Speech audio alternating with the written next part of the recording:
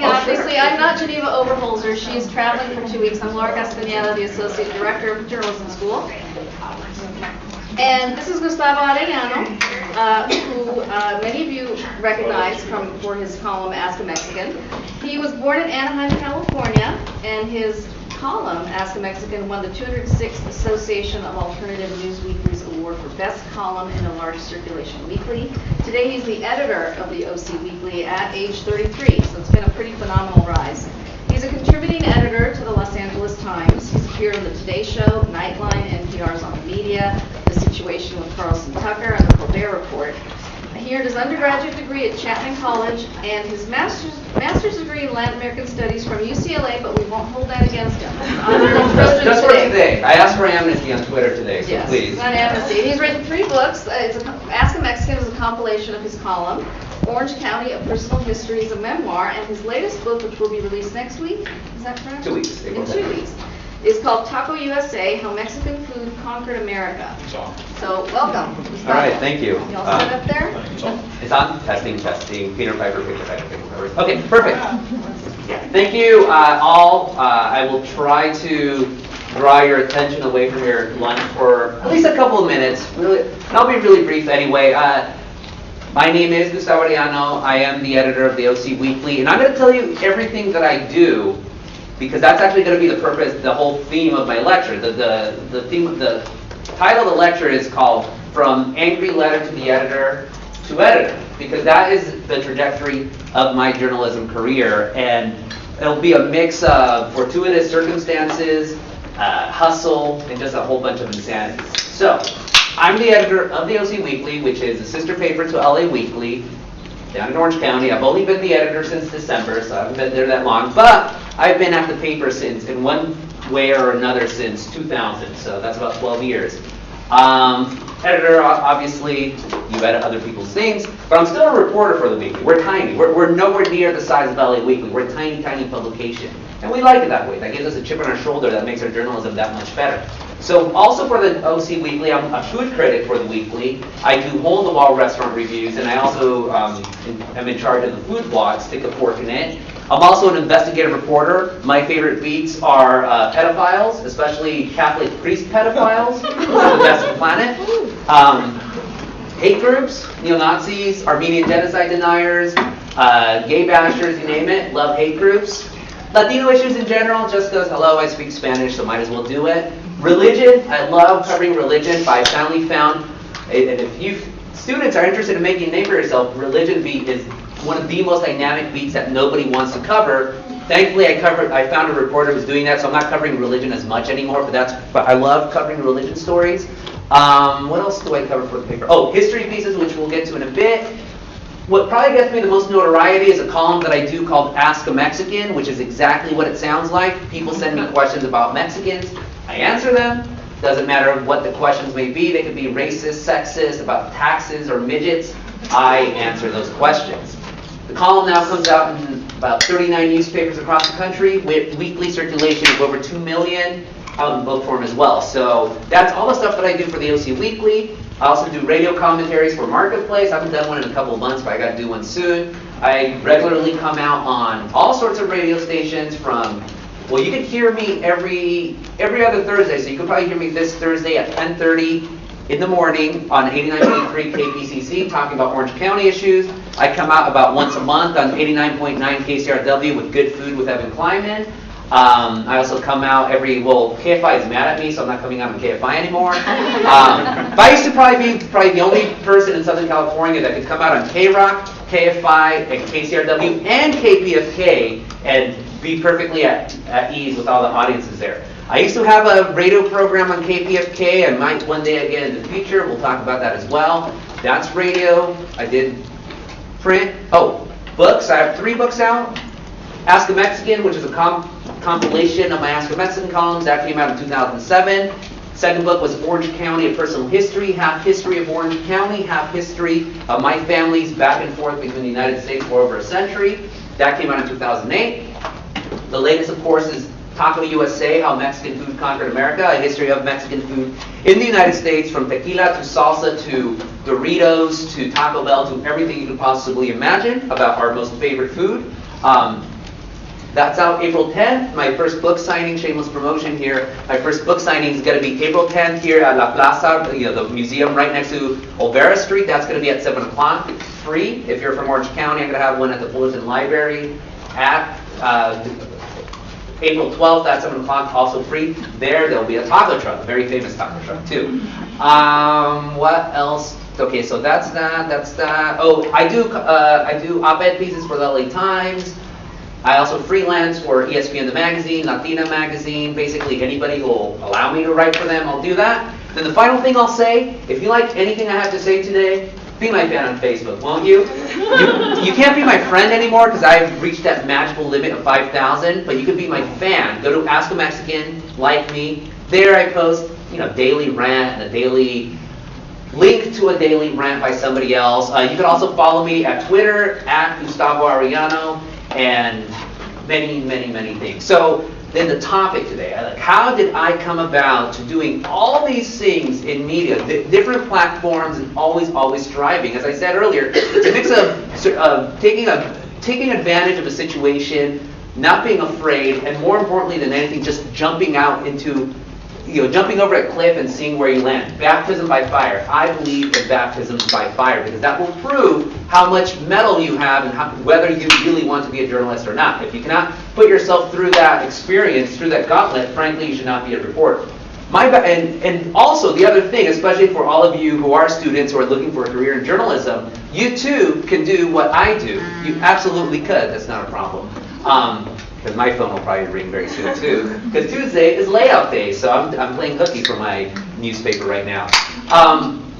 You too can achieve what I achieved. I have achieved books, radio, television, being an editor, but you really have to strive for it. You really absolutely have to strive for it. And I know it's a cliche, but you really do. Because if I could have done it, you can do it. So my brief bio then before I get into my career. So child of immigrants, both of them from Mexico, specifically from the state of Zacatecas, which is like the secret organization that runs all of Southern California. You have to look it up. You really do. So many Zacatecanos are in charge here. It's not even funny, which is awesome for us. In terms of news consumption, I always loved news. I love turning on KCAL Channel 9 with Jerry Dunphy. KTLA Channel 5 with Hal Fishman, Stu Nahan, Ed Arnold, Warren Wilson, all the greats, Stan Chambers, of course. So I always loved television news, but actual newspapers, for whatever reason, not so much. All I would ever read up until I was about, like 22 or so, the sports section of the LA Times, the Orange County Register, and the comics section. So I remember all the great LA Times columnists, Scott Osler and Alan Malamud and Jim Murray, of course, but especially made the latter two rest in peace. And then the only other magazine that I would really read, Mad Magazine. Now you young people don't remember Mad Magazine because its children, so to speak, are so ingrained now in American humor, but Mad Magazine to me really was my journalism. A magazine that held nothing in respect, that only served to rankle people and to make fun of people and really to just provoke people into all sorts of emotions and even to make fun of the people that loved them. That was very formative for me.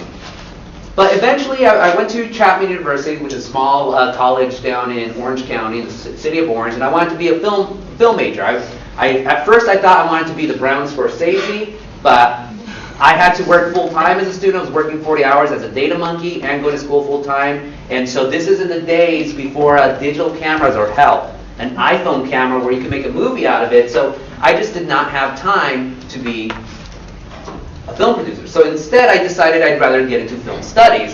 My dream was to get my film degree, then somehow latch on to either the Warner Brothers archives or the Academy of Motion Pictures Art and Sciences Library, because I've always had an affinity for Warner Brothers. Or Universal Studios as well, just like those old school Hollywood studios.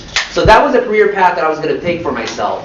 And then, in April of 2000, I picked up a magazine called the OC Weekly. I had never heard of the OC Weekly before. I had no idea what alternative media is, none of that.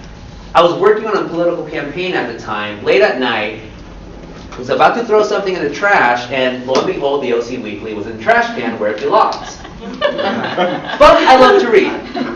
Picked it up, started reading through it. It was an April Fool's issue because it was timed around April Fool's, so every single story was fake. Like I can't remember most of the stories, but everything was fake. It was all very Orange County centric. But one story struck me in particular. It was 5 Latinos we really liked. Well, the first problem with the story was that there was only 4 entries. The second problem with the entry was that there was only 1 Latino, and everyone else was anti-immigrant politicians. And if you know Orange County, the anti-immigrant card is one card that's played again and again and again. And so I read it. I thought it was the funniest thing I had ever read. It reminded me of Mad Magazine. I loved its irreverency, but it still showed you why these people were so reprehensible and why these were Latinos that the OC Weekly liked. So I read it. I loved it, but I also knew that there were going to be a lot of people really angry at the OC Weekly, this publication I had never heard of before. They're going to be really angry because, especially when it comes to ethnic politics, it's a minefield here in Southern California. And I thought it was going to be ridiculous that these people who were going to be upset could not see the satire, could not accept the satire. More importantly, could not get the bigger point that the OC Weekly was ridiculing the people, the Latinos that they like, not actual Latinos. So I decided to go on with the satire game, and I wrote a mock angry letter to the editor of the OC Weekly at the time, the founding editor of OC Weekly. And I should have brought it. I'm going to start bringing these things to read it. It wasn't the funniest thing. It was, frankly, it was very, ham-fisted, just way too over the top. I wrote in saying, I'm expressing my outrage that you didn't include, the name of the woman is Barbara Coe, and if you know one person knows, I'm glad you do. Barbara Coe is one of the most reprehensible women ever to walk the face of the earth. Because of Barbara Coe, we have Proposition 187, we had the Minuteman Project, we also had the birther movement, all from this one woman who runs an organization called the California Coalition for Immigration Reform in Garden Grove, California. Absolutely insane woman. So I wrote, I can't believe you didn't include Barbara Coe. She's a godmother, the madrina for all Latinos in Southern California. I'm going to start boycotting your paper until you do it, blah, blah, blah. Way over the top. But it got published, and the editor, he liked it. He liked the writing style that I had. So wrote it in. He thanked me. He's like, great piece. I had happened to see the editor, his name is still Will Swain. I had happened to see Will on a public affairs show, which is, it's still going on. It's called, not Inside OC, Real Orange, which now comes out on KPBS, SoCal, or whatever they call themselves, Channel 50, the new PBS station. So I had seen him there. I liked what he had to say, and now I realized, this funny guy who I really liked on the television, he's also the editor of this OC Weekly insanity that I'm reading. So, I'm going to send him a note saying, hey, you did really good on the show. He responded back, hey, thanks for the thanks. And at the time, I was working for a political campaign, so I wanted to get some coverage for the political campaign. So I asked him, how do you get covered by the OC Weekly? So he responded. We just kept going with the back and forth. And at that time, I was more a political activist than anything. So eventually, I became a source for the OC Weekly. I had no interest in writing. I was still in this mindset of going and becoming a film librarian. That was still my mindset. But we went back and forth. I guess eventually I must have annoyed Will with all these story ideas for them that around October, there was a political flyer that was using Pete Wilson, the former governor of California, who's still like Satan for many Latinos in Southern California. So this political flyer used him specifically to antagonize Latinos into voting Democrat. So I told him about it, and he said, well, you should do this story for us. And I told him, I don't have any experience as a reporter. I didn't. All I had ever done was that one angry letter to the editor, and that was that. And so he explained to me really briefly, look, the newspaper story is very simple. You get the facts, who, what, when, where, why. Really, it was as basic as that. I ended up doing it. He must have liked the piece because he did next to no edits on it, and finally got published right after Election Day. I would have been 21 years old at the time, so I was still a junior in college. We finally talked over the phone, and he, after 6 months, he's like, thank you so much for all the great stories. A lot of story ideas that I had, the Weekly ended up running with them. I was a really good source for them. By the way, how old are you? I'm 21. Oh my God, you write like a 45-year-old man. You have a lot of talent and blah, blah, blah. I'm like, I just wrote this story for you. I have no ambitions to be a reporter. It's like, no. You should do at least one more story for us.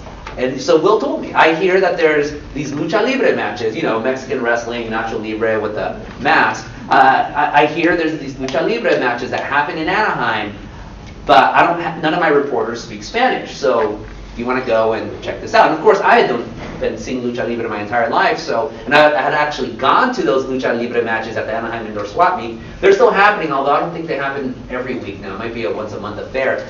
So I went there, covered it, wrote an 800-word piece. He liked it, and then I told him, you should really give this story to somebody else because I think it could be a cover. It could be like, did 2,000 words. He's like, why don't you do it? I'm like, I'm not a writer. The longest thing I've ever written is this, and that wasn't academia. At that point, I'm a senior at Chapman, writing 25-page papers on Sartrean existentialism, the French New Wave, or Apocalypse Now, my all-time favorite movie. So what was it like? Comparing Apocalypse Now with Heart of Darkness, which of course was based on partly on, or Heart of Darkness was inspiration mostly for Apocalypse Now. But he insisted. He said, "You really have a lot of great insights. You're still learning as a reporter, but I can help you on that." So I went back, did the cover story. And it got published on my 22nd birthday. It was called Lucha Libre, the Mexican-American War every Sunday in Anaheim. And then, then I got paid, which wasn't much, but still, to see your name on a paycheck, to see your byline on the cover of which was a publication I started to like a lot, the OC Weekly, it really transformed. It triggered something at me. So by that point, I started consuming news. I started reading the Register. And I started reading the Weekly, and I absolutely loved the Weekly more than I did the Register.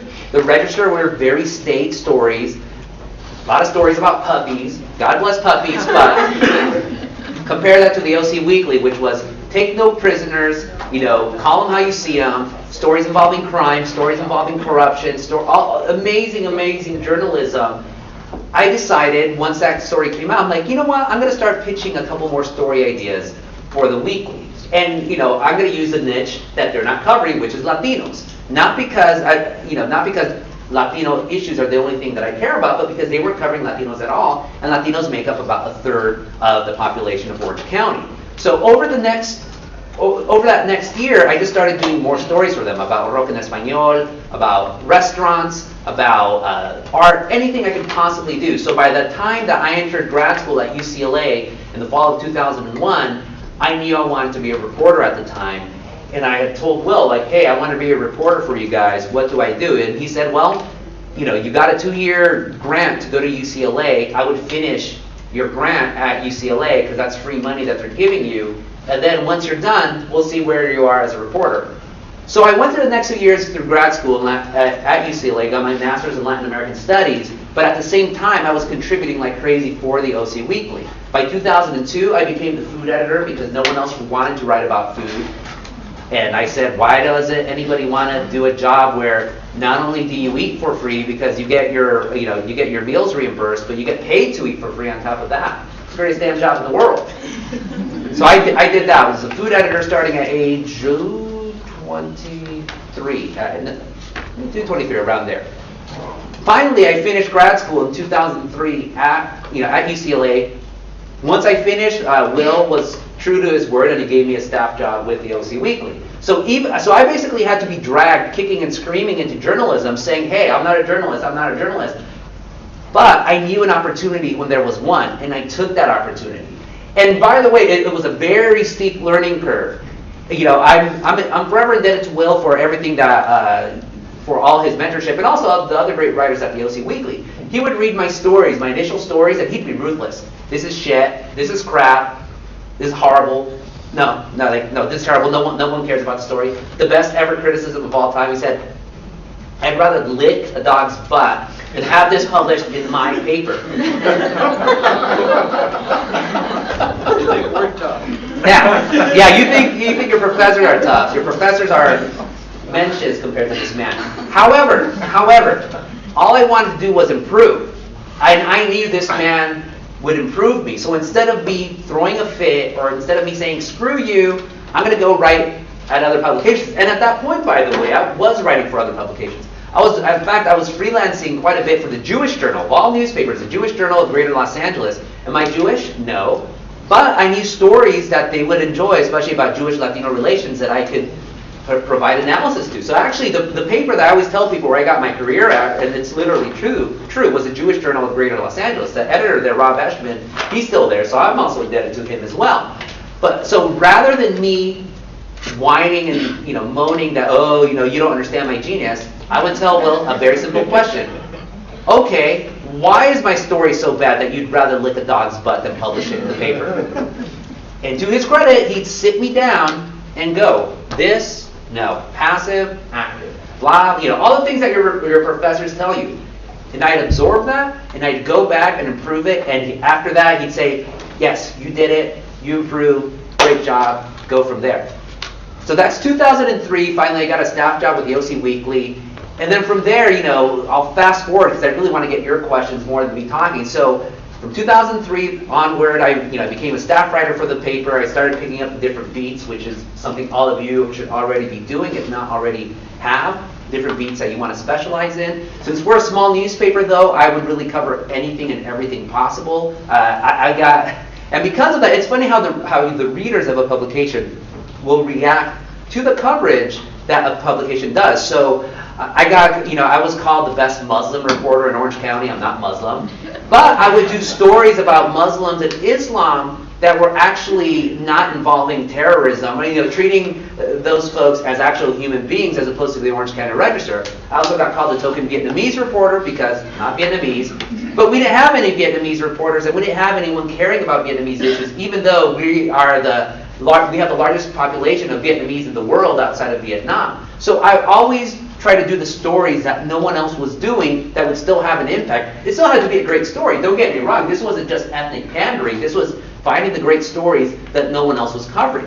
And as a result, I made a name for myself at the Weekly. I always try to work harder than anyone else, and that actually caught up to me, but I'll get to that point in a little bit. So 2003 gets up to 2004, where my editor, Will again, he gets this idea for a column.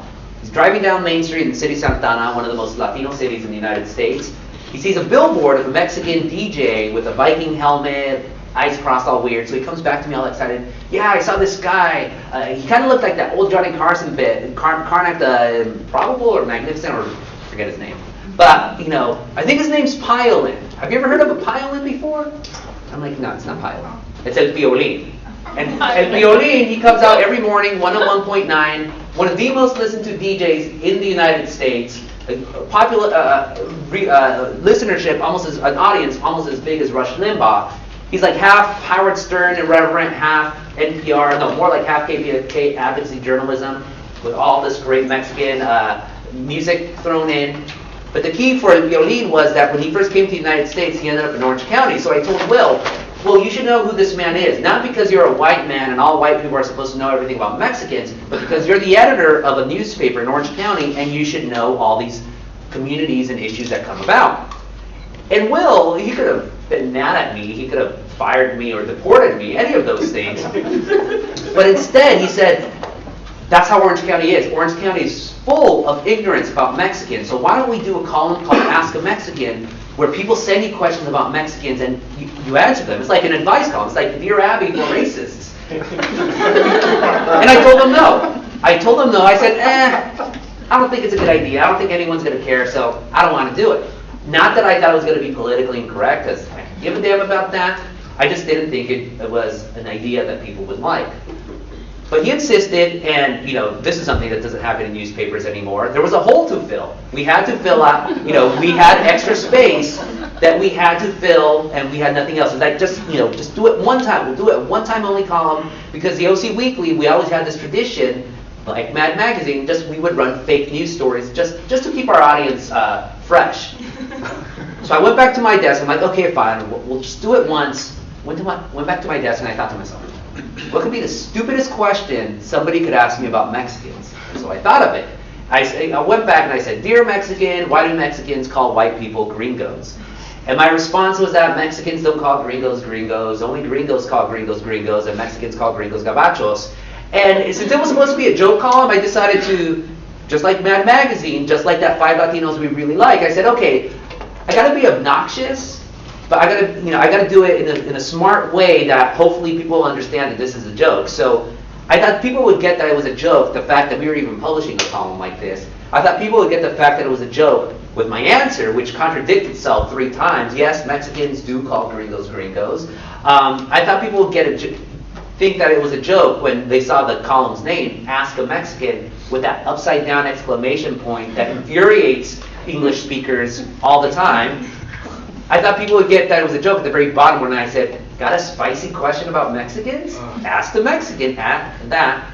And then finally I thought people would know that it was a joke when we put the logo. Now, I didn't bring a picture of the logo, but we all know who this man is. This is the eternal Mexican, the bandito archetype of the massive sombrero, fat Mexican guy with a mustache, a leering grin, the gold-toothed bandoliers. His cousin's known to sleep underneath a cactus outside Mexican restaurants. These are Mexican archetypes, so that was going to be the author of the column. We published it, and we thought, okay, fine. Some people obviously react to that logo, to the tongue, whatever, it's one time only. We did not expect people to start sending me questions. And they started coming immediately. Our paper gets published every Thursday, but it really doesn't start getting distributed until Thursday in the evening. By 11, because we meet every Thursday at 11. So by 11 that Thursday morning when it gets published, I already had 50 questions in my inbox about Mexicans. So no one got the fact that it was supposed to be a joke. People loved it, people hated it, we expected that. What we did not expect was for people to actually take the column seriously. So then I went to Will, I said, people are sending me questions, what the hell do I do with these questions? What the hell do we do with this column? So he's like, let's answer some questions, let's do it 2 times more, and then from there we'll call it a career. So I did it, more questions. Finally, one week we didn't run it because we thought, okay, it ran its course. We got even more questions than ever before. Phone calls saying, why'd you get rid of Ask a Mexican? This is our favorite, this is the greatest thing ever. Or why'd you get rid of Ask a Mexican? I hate it, but I want to read it.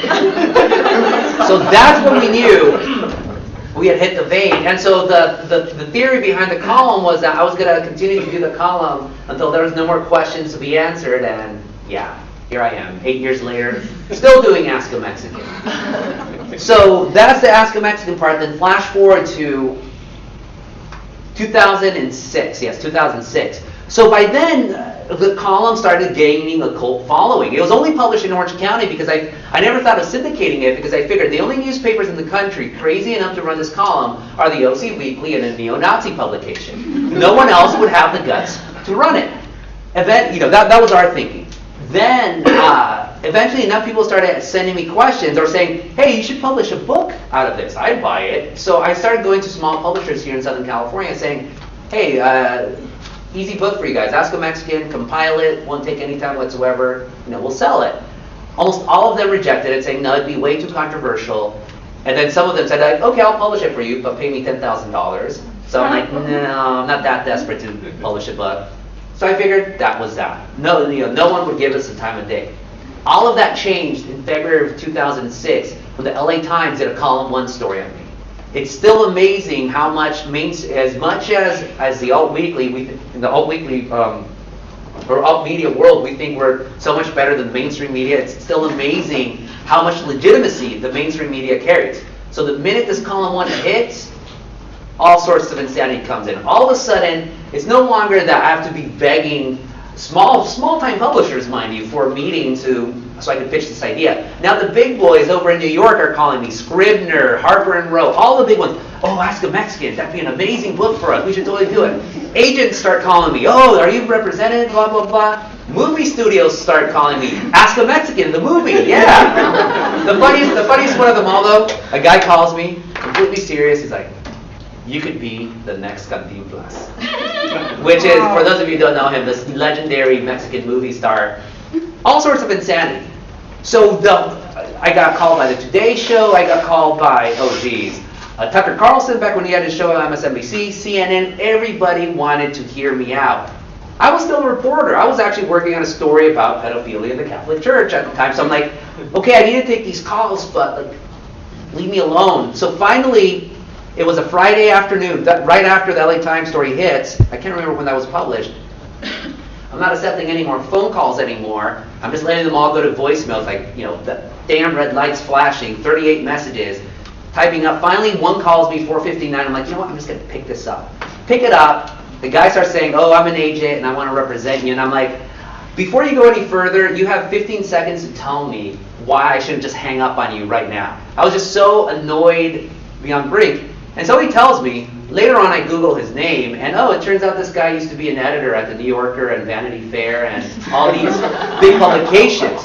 So, I might have totally blown that, but eventually, we talked, we came to my senses, but I took that opportunity because I didn't know anything about publishing a book or the, newspaper or, that sort of industry. But eventually I got a book deal with Scribner, that's always been my publisher, Ask a Mexican, then Orange County, and then also with Taco USA. Taco USA also had to be pushed into that too, because after I did Orange County, then my agent's saying, okay, what's going to be the third book?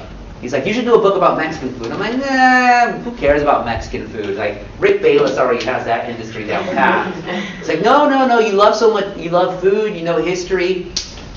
Then I had a meeting with my editor at Scribner, and so we pitched him on this idea, and he could tell that I wasn't that enthusiastic, so he's like, well, okay, fine. Then I go back and do my research, and I realize the history of Mexican food in the United States, it's either filled with outrageous inaccuracies or it's never really been bothered with.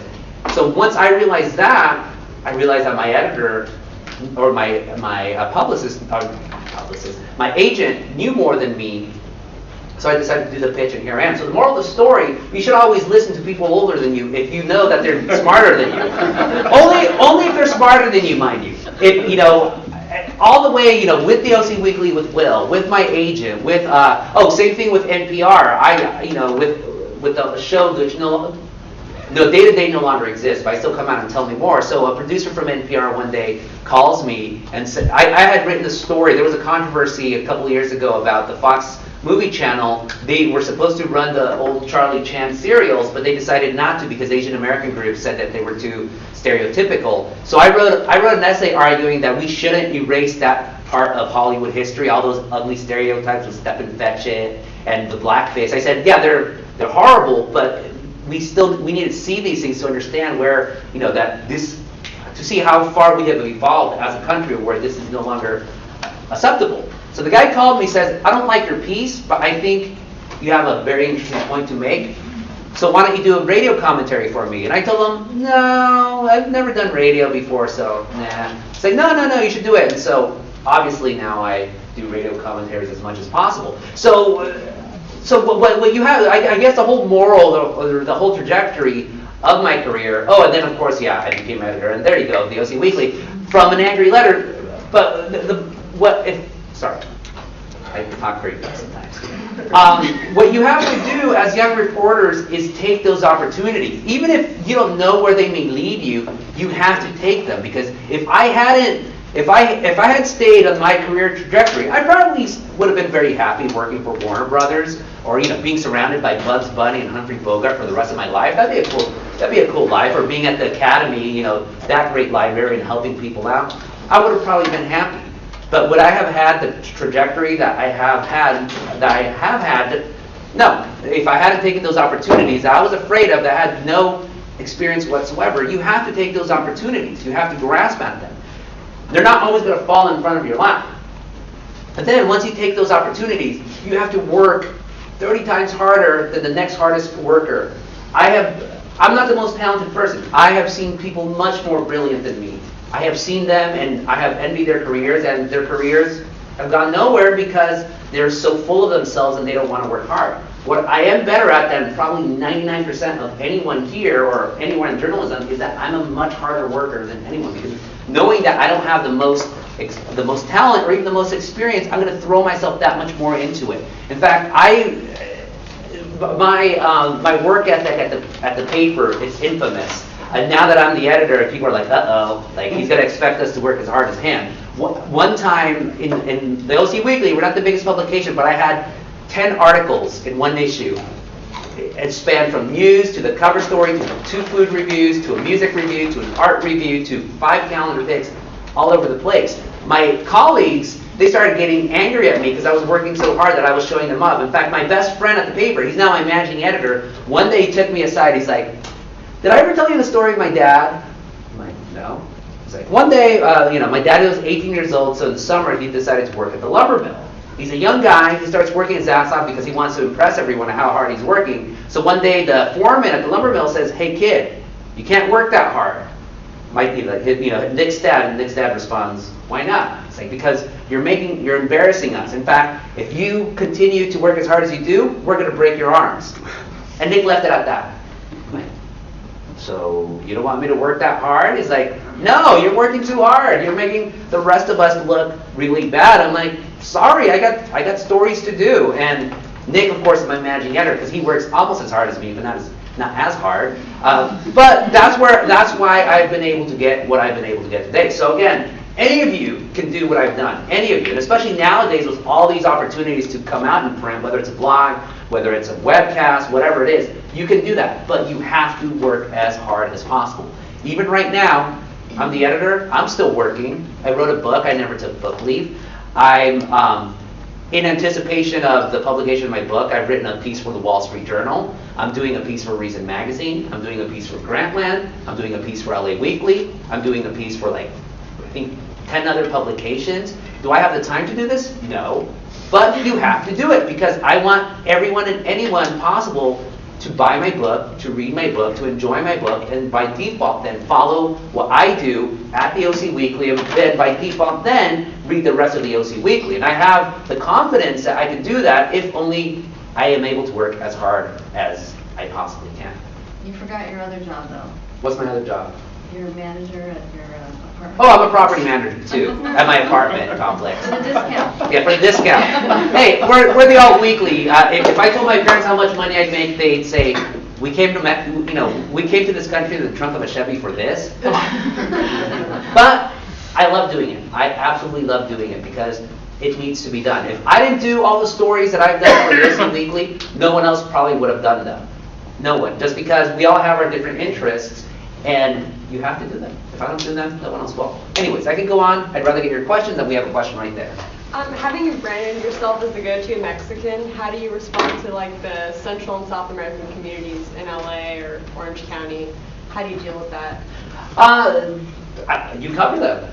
If there's a story to be done about those communities, you cover them. Nowadays, I'd probably get one of my reporters to cover them, sure. But to me, a story is a story is a story. I started covering Armenian genocide deniers down in Orange County because no one else will, even though there's a huge, one of the biggest Armenian genocide deniers in the United States is based out of Orange County. I'm not Armenian.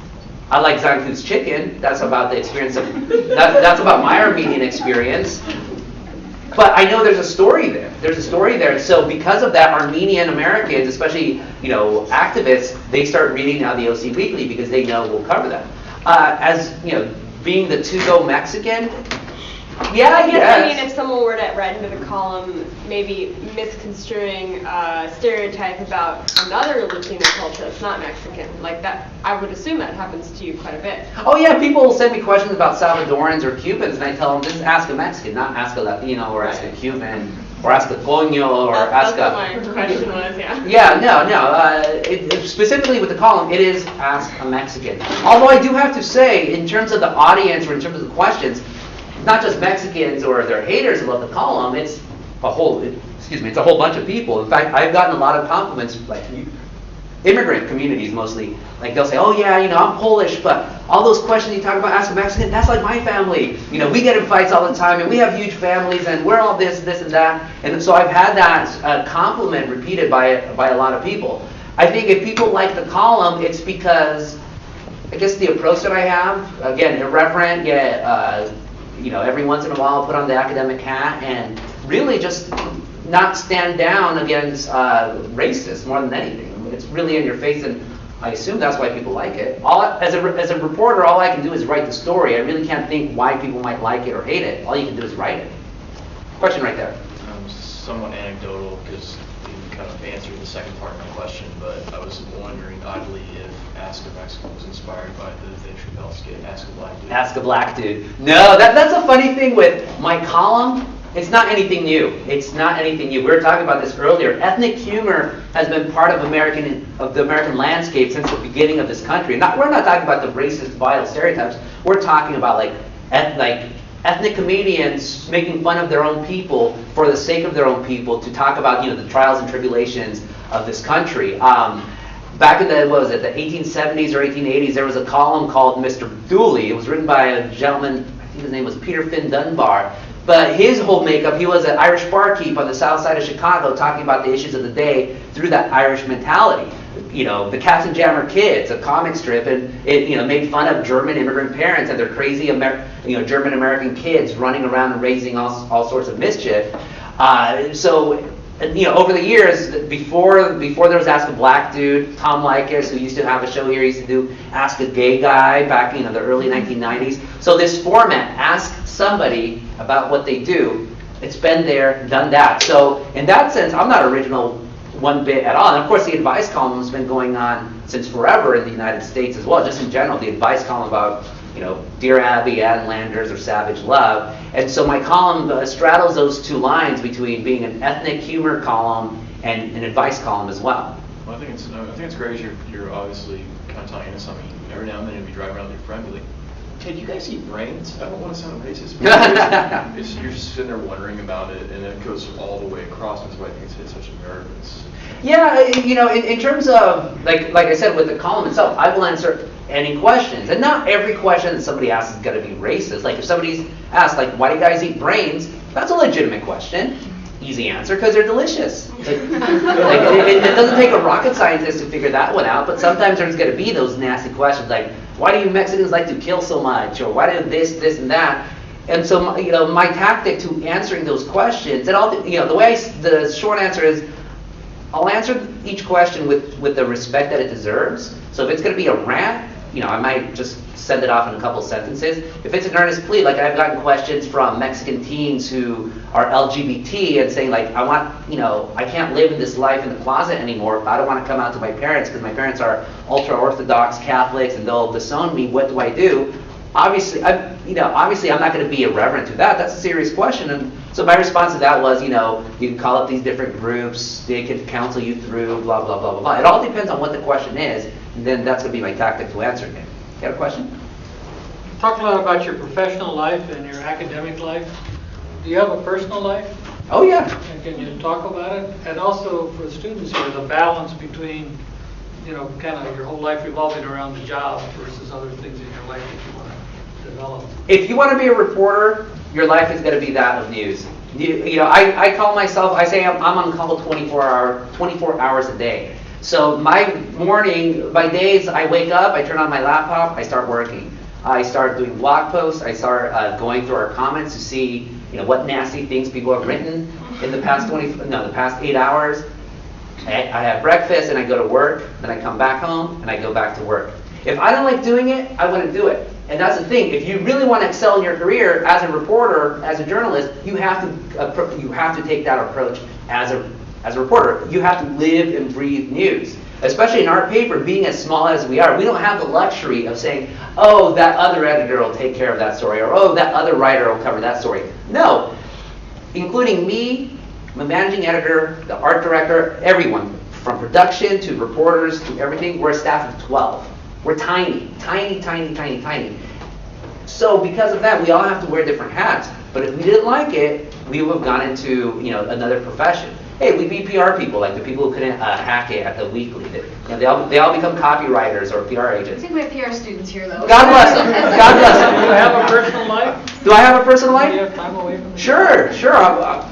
Too personal to talk about? No. I have a girlfriend who's also a workaholic like me, but we go out and drink. I play college football all the time on Xbox 360, so I read. I wish I could swim more often because I like to swim, but Apple has yet to develop an app where I could be checking all my emails while I'm doing my breaststroke. Haven't figured that one out yet. So instead, what I'll do, and I predict this is probably how I'll die one day, is I'll walk down the street every morning reading like Esquire or some magazine, and so one day I'll probably get run over by a car. But it was a good life. It was a good way to die by reading. In your professional life, have you ever encountered a glass ceiling that people, because of your background, people would expect you to cover the type of thing that you wouldn't really like? How would you break through that? Absolutely. In fact, the best piece of advice anybody ever gave me was Sam Quiñones, the great Mexico reporter for the LA Times. At the very beginning of my career, when I had not even gone anywhere, when I was just emailing any and every reporter with a Latino surname saying, hey, I'm a young reporter, I have no idea what I'm doing, what advice would you give me? The only people who responded to me was Ruben Martinez, who's now a professor at Loyola Marymount, a very famous author, and Sam Quiñones. And Sam Quiñones, his first thing was, do not let them pigeonhole you. Because you have a Latino name, they're going to try to make you write only Latino stories and that size. Like, don't do that. Cover everything and anything. And that's what I did. The reason I decided to start writing about Latinos for the OC Weekly was because no one else was doing it. I saw it as an easy opportunity. That said, that wasn't going to be the only thing I wrote about. I started writing about food, not just Mexican food or Latino food, but all sorts of food, Thai food, ethnic, German, whatever's in Orange County, because again, no one else was covering it. My work in corruption, political corruption, religion, and all that, there was never that glass ceiling. My editor wanted to put that glass ceiling at one point. He got this crazy idea like, oh, we should start a Spanish language weekly, and you could be the editor of that, and you could be in charge of a whole crew. I'm like, no, I wouldn't read that publication, and I'm not going to be pigeonholed to do just Latino stories. I'm going to do the stories that I want to do. And lo and behold, that's a trajectory that I've had, and thankfully, that's a luxury that I have now. I could do whatever, especially now as an editor, I could do whatever story that I want to do, and if I want to do mostly Mexican stories, I could do that. But and I will do most of them because I still don't have a Latino on staff or somebody who speaks Spanish on staff. So I got one freelancer and he's good at that, but he doesn't speak the best Spanish, even though he's Latino. It's okay. But you have to do that. But yeah, you should never let anyone pigeonhole you based on your background, whether it's religion, gender identity, sexual, whatever. You should never let anyone pigeonhole you because you're only going to limit yourself as a reporter. And what reporter wants to be limited? We become reporters because we want to do news, and news goes all over the place. It's not just down one funnel, it's all over the place. And the great reporters realize that. The bad reporters allow themselves to be put to that glass ceiling or put in that cubby hole. Question right there. Thank you so much for coming today. My Mexican boyfriend and I in high school always read your column religiously. So, but being from Orange County, I'm interested in what you think the outlook on the journalism market is there and how you see it developing in the future.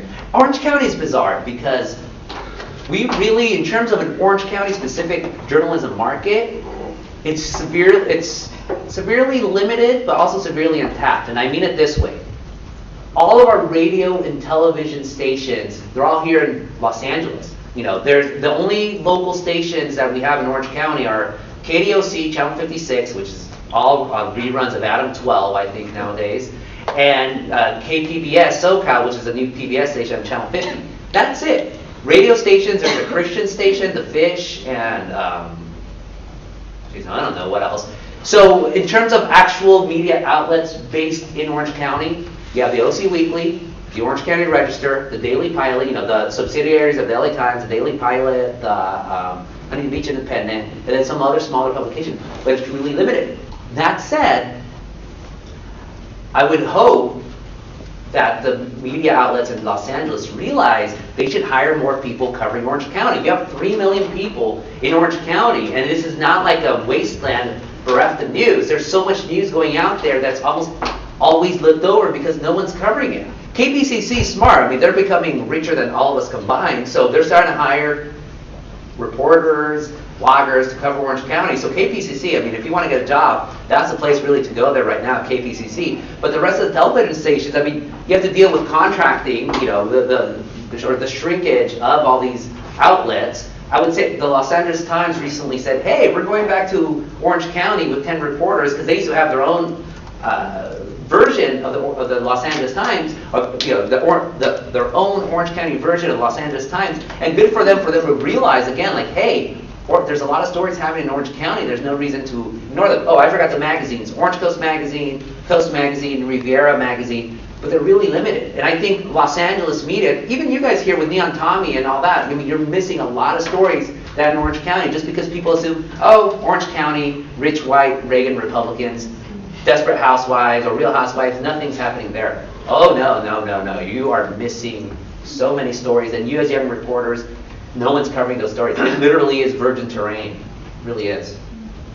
If a young person were to ask you about how to get into journalism, would you advise them to go to journalism school, given that you didn't?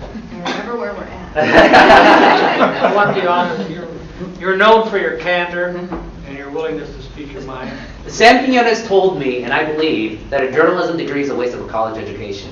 And I say this, because it depends on what college you're going to. I mean, I'm being honest. I know you guys here, you have great faculty, and so you have people who teach good stuff. There's other journalism departments that I'm not going to name, but you can talk to me individually, and I'll tell them to you. They're a waste. They're a waste, and they're an absolute waste of time. Especially when I have interns or people telling me, should I go to journalism school? I tell them, which ones are you thinking of? And I can tell them, hell no, that would be a good opportunity. That said, journalism school, I think, deals a lot with theory, deals a lot with lectures. And what journalism is about is throwing you out into the woods among the wolves. That's how I did it, with no experience whatsoever as a journalist. Now, going to grad school, I think, is different. For an undergrad degree, I would say no. What I tell students is major in something that you would want as your beat. So if you're interested in business stories, get a business degree. If you're interested in medical stories, get a degree in medicine or something. If you're interested in more want to be a political reporter, get to political science. So get that institutional background. Then once you go into grad school, then you can hone it in and get your contacts. I think that's what grad school is really good for, that you have all these experienced professors who have all those connections to other publications, and that could be your training ground. But what Sam's advice, and I still think it's good advice, is like every young reporter should go be the crime reporter in Stockton, California. Because Stockton, California, it's a crazy town. It's probably going to go bankrupt very soon. But as a young reporter, you need that experience. Just throw you out there in the middle of nowhere, outside of your comfort zone, and learn by baptism by fire. Get yourself a year of that, then you can go out and go into the world. You'll realize very quickly whether you want to do this or not, and you're not going to have $80,000 in loans behind you. That would be my advice. $80,000 in loan would be low. Yeah. Again, it depends on the school, though. It depends on the school. Obviously, here in Annenberg, I read Neon Tommy all the time. I consider it a legitimate publication. I don't think it's a student publication. It's a legitimate publication. To have that on your resume, if I was an editor looking for somebody, if I saw you were, did all these clips for that, I'm like, oh, at this point, it's almost as good as working for, a small town paper at this point. But again, that's definitely not all journalism programs. In the back. I'm actually food editor for Neon Tommy. Woohoo! And I could really relate to, I didn't think I would become food editor, and it just happened, and I have a passion for food, but I'm making it a goal to write for every section as well. That's smart, very smart. Yeah, and so my question for you was, as editor, I feel like there's so many different responsibilities, like you were saying, there's so many things to do. How do you divide your time up? Like, do you organize it in a certain way, or is it just by what needs to get done, prioritized by what's the most demanding, urgent thing right now? It just happens.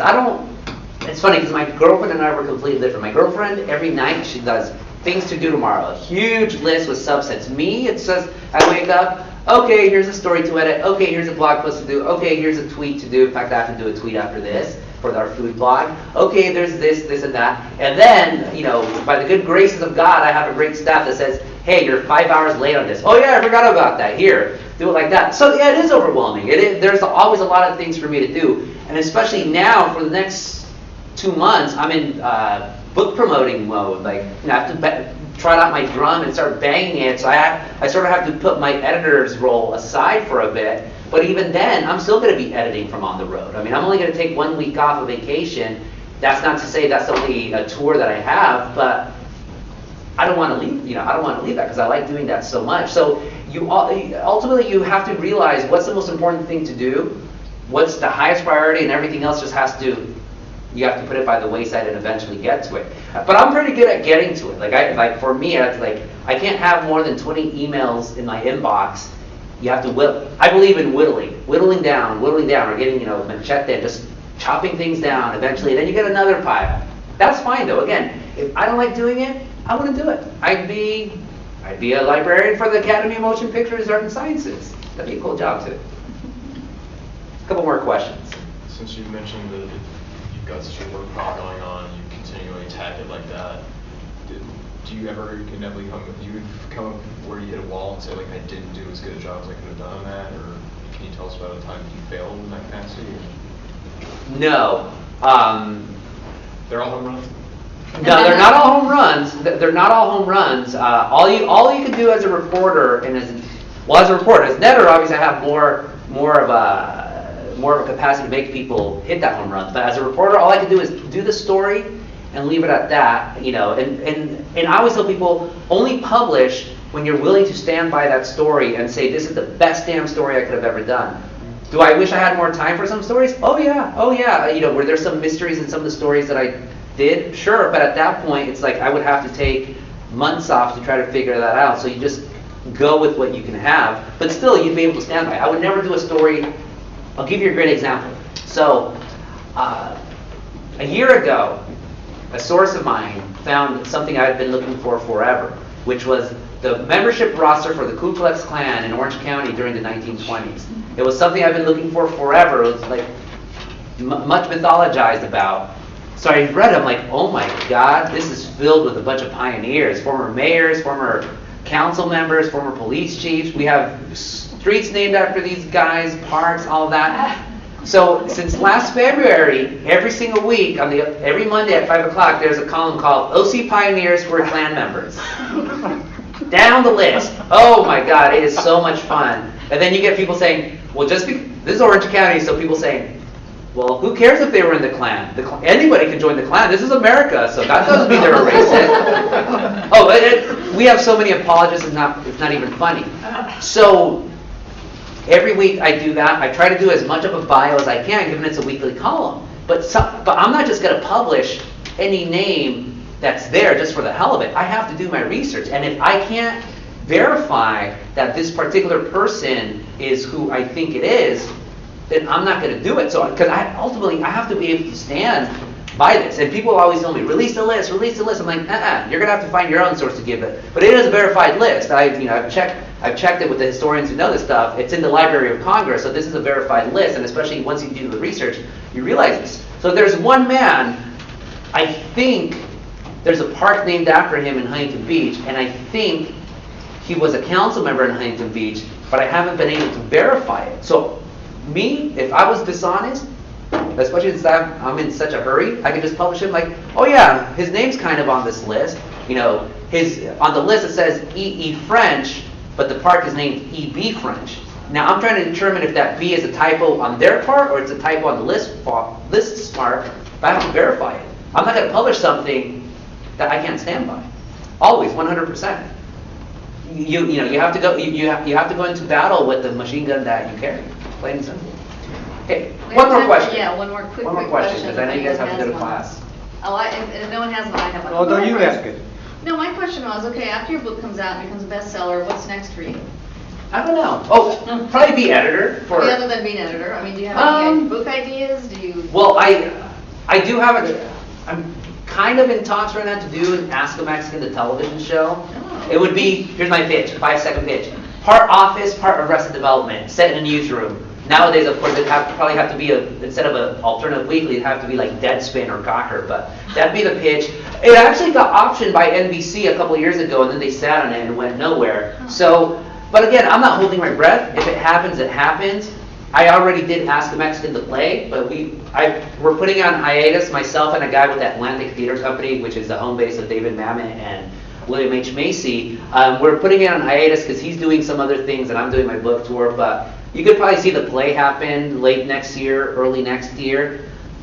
It's where, wherever opportunities take me, I'll go there. In the meanwhile, I'm that's a great thing. I'm blessed to be that way where at the end of the day, I'm the editor. My card says I'm the editor for the OC Weekly, and that's the only job that I really want. Everything else is just extracurricular awesomeness. All right. Anyways, I could talk forever, but if you guys want to talk to me individually, please do. Thank you. Thank you. Yeah, I know who you are.